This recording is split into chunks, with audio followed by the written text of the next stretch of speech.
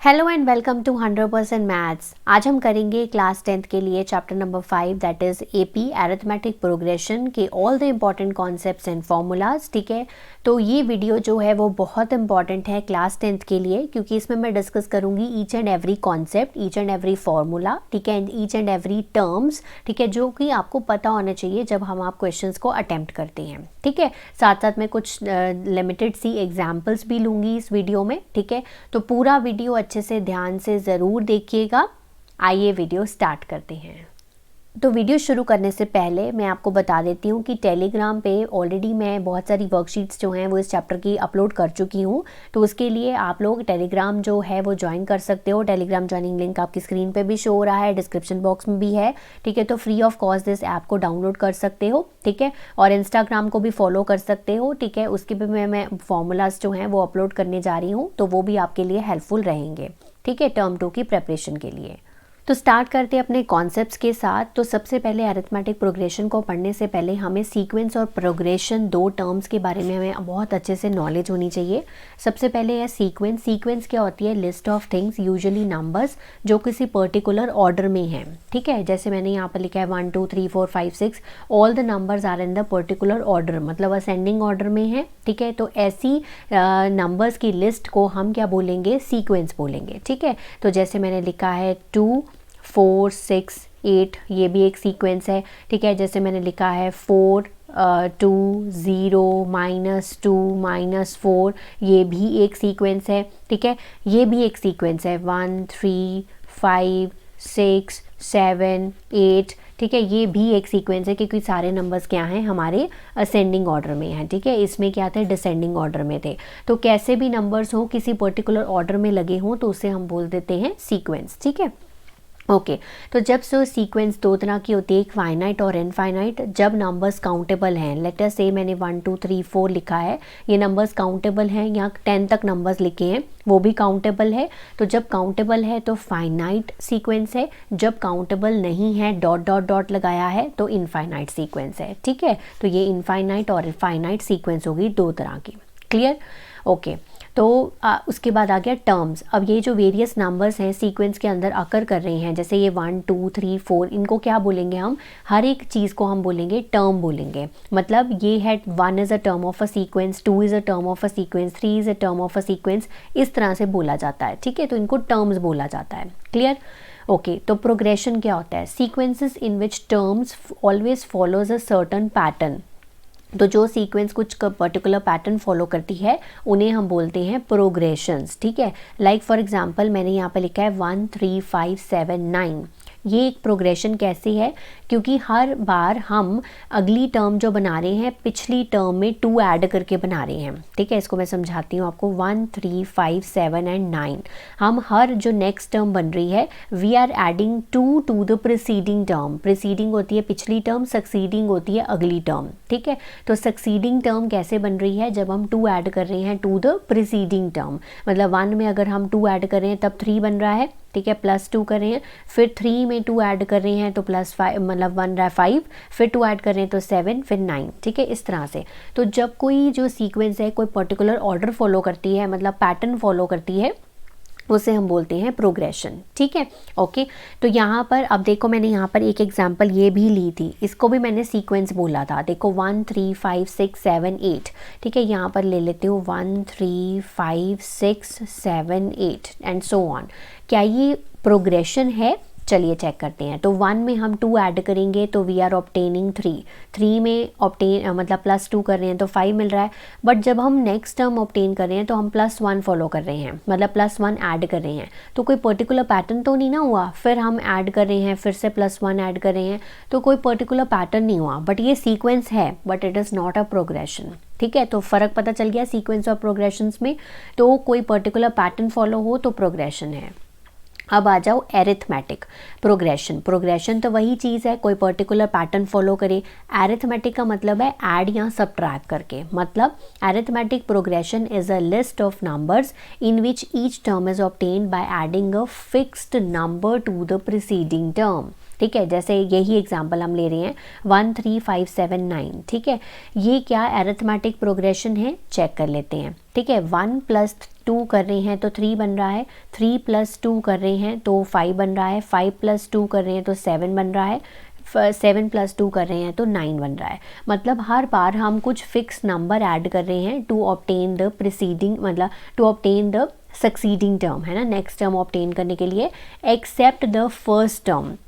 जो पहली टर्म है वो ऐसे ही रहती है। ठीक है, तो हम हर बार ये फिक्स नंबर ऐड कर रहे हैं। तो इस तरह के जो प्रोग्रेशंस होते हैं इन्हें हम बोलते हैं अरिथमेटिक प्रोग्रेशन। कुछ लिस्ट ऑफ नंबर्स जिसमें हर टर्म जो है वो एक फिक्स नंबर ऐड करके बन रही है to the preceding term except the first term. ठीक है, क्लियर है। एक और एग्जांपल ले लेते हैं, लेट अस टेक 5 9 13, ठीक है, एंड सो ऑन। अब देखो यहाँ पर 5 9 और 13, 5 में हम 4 ऐड करेंगे तो we obtain the next term, then 9 में 4 ऐड करेंगे तो ये हम 13 ऑब्टेन कर रहे हैं। ठीक है, एक और एग्जांपल ले लेते हैं नेगेटिव टर्म्स की, ये ज़्यादातर बच्चे यहाँ पर कंफ्यूज रहते हैं। -11 -8 -5, क्या ये प्रोग्रेशन है या क्या ये अरिथमेटिक प्रोग्रेशन है, चेक कर लेते हैं। हम चेक कर रहे हैं -11 -8, तो बेसिकली ये जो हम ऐड कर रहे हैं +2 ऐड कर रहे हैं, this is the common difference, D से डिनोट करते हैं इसको हम, कॉमन डिफरेंस। ठीक है, ओके, तो चेक करो हम -11 में कैसे -8 आएगा, हम इसमें क्या ऐड करेंगे, 3 ऐड करेंगे तो हमें -8 मिल जाएगा, है ना, और फिर हम इसमें फिर से 3 ऐड करेंगे तो हमें क्या मिल जाएगा, -5 मिल जाएगा। यानी कि हर बार हम +3 ऐड करेंगे तो हमें नेक्स्ट टर्म ऑब्टेन हो रही है, तो मतलब ये अरिथमेटिक प्रोग्रेशन है। ठीक है, अब इसके बारे में डिटेल्स में बताने जा रही हूँ, डी और ए के बारे में। तो चलिए कॉमन डिफरेंस, अभी मैंने बात करी कॉमन डिफरेंस की। अभी मैंने बोला कि जैसे 1 3 5 ये कोई सीक्वेंस है या अरिथमेटिक प्रोग्रेशन है, तो हम हर बार 2 को ऐड कर रहे हैं। ठीक है, तो ये जो फिक्स नंबर हम ऐड करते हैं to obtain an AP, it is called as a common difference, और इसको हम स्मॉल डी से डिनोट करते हैं। ठीक है, it can be positive, it can be negative, और इट कैन बी 0 ऑल्सो। ठीक है, जैसे मैंने एक सीक्वेंस ले ली 10 10 10 और 10 एंड सो ऑन। ठीक है, अब यहाँ पर मुझे बताओ कि इसमें हम क्या ऐड कर रहे हैं, हम हर बार 0 ऐड कर रहे हैं, है ना, 0 ऐड कर रहे हैं, तो मतलब ये जो है पॉजिटिव भी हो सकता है, नेगेटिव भी हो सकती है डी, एंड 0 भी हो सकती है। ठीक है, ये जो 10 10 10 मैंने लिखा है ये भी एक सीक्वेंस भी है, प्रोग्रेशन भी है, और क्या है, हमारी अरिथमेटिक प्रोग्रेशन भी है। ठीक है, सो दस a list of number is an AP only. अब एपी कब कहलाएगी, जब इसका कॉमन डिफरेंस सेम होगा। लाइक फॉर एग्जांपल मैंने अभी थोड़ी देर पहले एक एग्जांपल ली थी 1 3 5 6 7 एंड सो ऑन। ठीक है, अब यहाँ पर 2 है, यहाँ पर भी 2 है, और यहाँ पर 1 है, तो चेंज हो गया। तो हर बार जब कॉमन डिफरेंस आपका सेम होगा तभी वो एपी कहलाएगी, अदरवाइज वो एपी होगी नहीं। ठीक है, तो जब आपको कभी दिया गया हो कि आपको चेक करना है कि whether it is an AP और नॉट, तो आप कॉमन डिफरेंस चेक करेंगे। अगर तो common difference between the terms is same, ठीक है, तो that is called as AP, otherwise it is not an AP. Clear, right. General form of an AP, तो जनरल फॉर्म क्या होती है, ए + डी, A+2D, A+3D। इसको भी मैं एक्सप्लेन करती हूँ ये क्या कर रहे हैं। देखो बेसिकली जो फर्स्ट टर्म है वो ए होती है। ठीक है, जो पहली टर्म है ना इसको हम ए बोलते हैं। तो अगर कोई बोले कि एपी देकर कि इसका कॉमन डिफरेंस फाइंड करो या इसका ए फाइंड करो, तो आप क्या करेंगे, जैसे ये एपी है, ठीक है, तो इसकी ए की वैल्यू 1 है, यानी कि फर्स्ट टर्म की वैल्यू 1 है, और कॉमन डिफरेंस क्या है इसका, 3 - 1 दैट इज़ 2, मतलब second term minus first term. ठीक है, ऐसे आपको फाइंड करना है। ठीक है, राइट। तो general form of an AP क्या होती है, A+D, A+2D, A+3D। बेसिकली यही चीज़ है। देखो 1 3 5 को मैं इस फॉर्म में क्रिएट करके बताती हूँ। तो A की वैल्यू मैंने अभी आपको बताई 1 और D की वैल्यू 2। ठीक है, तो यहाँ पर A की वैल्यू 1 है, तो यहाँ पर A हो गया। अब A+D, तो 1 + 2 हो रहा है, दैट मीन्स A+D हो रहा है। ठीक है, और यहाँ पर क्या हो रहा है, 1 + 2 इंटू, ठीक है, ये हो रहा है हमारे पास 1 + 2 इंटू 2। ठीक है, यानी कि A+2D, यही सेम चीज़ है ना। तो जनरल फॉर्म क्या होती है, A+D, A+2D, A+3D and so on. बहुत इंपॉर्टेंट है, ये आपको हमेशा याद रखनी है। क्लियर। नेक्स्ट आ गया फाइनाइट और इनफाइनाइट एपी। जैसे आपका फाइनाइट सीक्वेंस और इनफाइनाइट सीक्वेंस होती है, मतलब अगर फाइनाइट नंबर ऑफ टर्म्स हैं किसी पर्टिकुलर एपी में, जैसे मैंने लिखा है 1 3 5 7, ठीक है, तो ये फाइनाइट नंबर ऑफ टर्म्स हैं, काउंटेबल हैं, तो फाइनाइट एपी है, ठीक है। और ऐसी एपीज़ की ना लास्ट टर्म भी होती है, ये जो होती है लास्ट टर्म होती है। जैसे ये हमारी फर्स्ट टर्म है, इसको हम A1 और लास्ट टर्म को L से डिनोट करते हैं 7, ठीक है। 3 कॉन्सेप्ट्स मैंने इस पहले में करवा दिए। सबसे पहले फर्स्ट टर्म, दूसरा कॉमन डिफरेंस और तीसरा क्या करवाया, लास्ट टर्म, ठीक है। और जो फाइनाइट एपी होगी उसकी लास्ट टर्म होगी ही होगी, ठीक है। ओके, तो APs which are not finite, infinite AP बोलते हैं उसको, एंड ऐसी एपीज की लास्ट टर्म नहीं दी जाती और कई बार दी भी जाती है, ठीक है। जैसे ये 1 3 5 7 एंड सो ऑन करा है, ये इनफाइनाइट एपी है, काउंटेबल नंबर ऑफ टर्म्स नहीं है, ठीक है। तो ऐसी एपीज को हम बोलते हैं इनफाइनाइट एपी। तो नेक्स्ट आ गया हमारा मोस्ट इंपॉर्टेंट कॉन्सेप्ट, मतलब हमारा फॉर्मूलाज पोर्शन, ठीक है। तो ये कॉन्सेप्ट वाला खत्म हो गया, अब फॉर्मूलाज करते हैं। The nth term of an AP, अब मैंने अभी आपको बताया था a plus D, a plus 2d, a plus 3d, ये क्या थी, general form of an AP. तो ये जाती कहाँ तक है, ये जाती है हमारी a plus n minus 1 into D, ठीक है। इसकी फर्स्ट टर्म क्या होगी, a होगी, और इसकी लास्ट टर्म क्या होगी, ये वाली होगी, ठीक है। तो मतलब इसकी nth टर्म, ठीक है, ये इसको हम लास्ट टर्म भी बोलते हैं, या बोल सकते हैं nth टर्म, ठीक है, nth टर्म भी बोलते हैं। तो इसको हम डिनोट करते हैं an से। तो मतलब हमारी जनरल एपी जैसे हम लिखते हैं a1 term, a2 term, a3 term and so on an term, इसको बोलते हैं nth टर्म, और इसका फॉर्मूला होता है a plus n minus 1 into D, ये जनरल, ठीक है। और इसको हम ये an की जगह पर यहाँ पर l भी यूज़ कर सकते हैं। l मतलब होता है लास्ट टर्म, अभी मैंने आपको बताया इसको लास्ट टर्म भी बोलते हैं या nth टर्म भी बोलते हैं, ठीक है। तो कई बार सिचुएशन, मतलब जो क्वेश्चंस में हमें लास्ट टर्म गिवन होती है, ठीक है, और दो, मतलब जैसे फर्स्ट टर्म गिवन है, लास्ट टर्म गिवन है, डी गिवन है, तो हमें नंबर ऑफ टर्म्स निकालनी है, ठीक है, तो वो हम आराम से निकाल सकते हैं। चलिए इस फॉर्मूले को अंडरस्टैंड करते हैं, इसमें क्या क्या ये कहते हैं। जैसे ये है हमारी लास्ट टर्म, ठीक है, इसको क्या बोलते हैं, लास्ट टर्म या nth टर्म।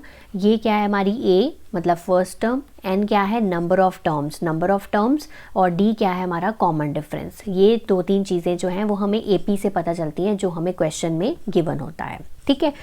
तो ये आपको क्वेश्चन गिवन है, इसमें ये AP है, ठीक है। आपको बोला गया है इसमें आपने नंबर ऑफ टर्म्स कैलकुलेट करनी है, ठीक है। तो हमें नहीं पता कि 5 9 13 और सो ऑन 185 तक जाने पे इसकी नंबर ऑफ टर्म्स कितनी है। तो बहुत ईजिली निकाल लेंगे। सबसे पहले AP में A पता है 5 है, और D क्या आ जाएगा, second term minus first term, that is 4, clear है, ओके।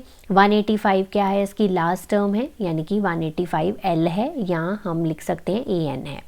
तो nth टर्म हमें फाइंड करनी है, मतलब nth टर्म का फॉर्मूला हम लगाएंगे a plus n minus 1 into D. ये हो गया 185, a हो गया 5, n हमें कैलकुलेट करना है, और ये हो गया 4।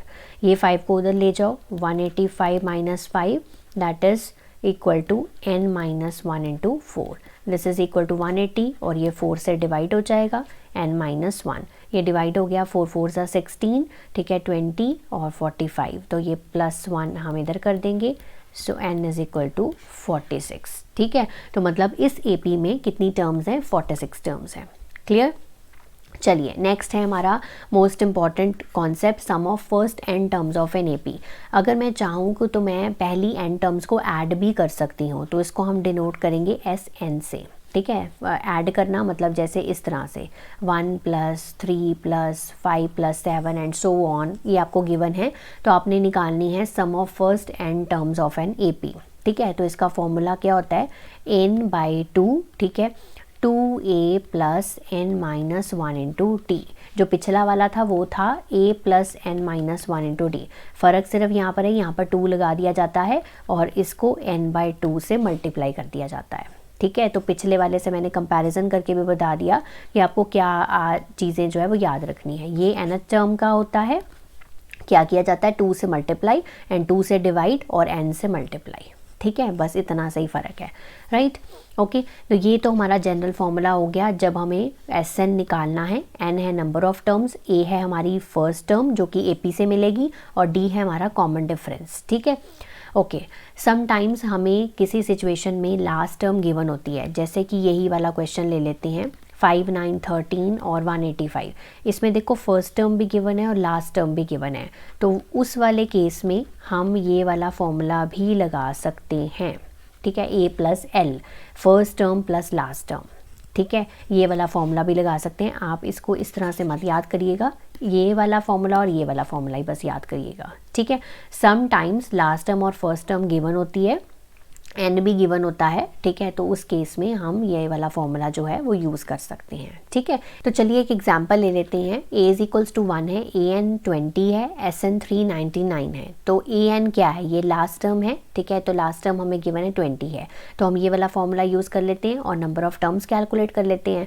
सो 399 इज इक्वल टू एन कितना है हमें निकालना है, और ए प्लस एल का मतलब 1 + 20, ठीक है। सो 399 इस 2 को मैं इधर मल्टीप्लाई कर देती हूँ, n × 21।